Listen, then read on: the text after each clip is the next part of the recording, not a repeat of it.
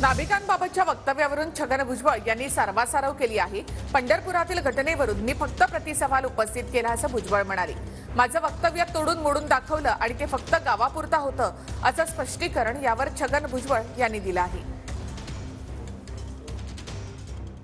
एक नावी समाजाच्या आमच्या बांधवानं काहीतरी पोस्ट टाकले आपल्या समर्थनार्थ, तर ताबडतोब सगळ्या तिथल्या मराठा समाजाने सांगितलं याच्या दुकानात जायचं नाही, याच्या दुकानात जायचं। मी या सगळ्या नावी समाजांना विनंती करतो, असा जर बायकॉट जर केला तर सगळ्याच नावी दुकानाने तिथल्या एकाही मराठ्याची हजामत करायची नाही। त्यांना मला भादरा आपली आपापसात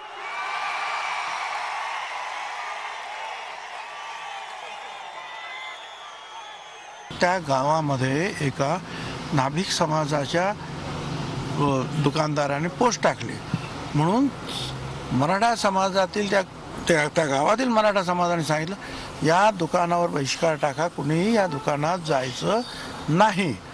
मी म्हटलं की आता तुम्ही त्याच्यावर बहिष्कार टाकता, त्या गावातील सर्व नाभिक समाजाने जर तुमच्यावर बहिष्कार टाकला त्या गावात, तर तुम्ही काय मग एकमेकाचे केस कापणार का?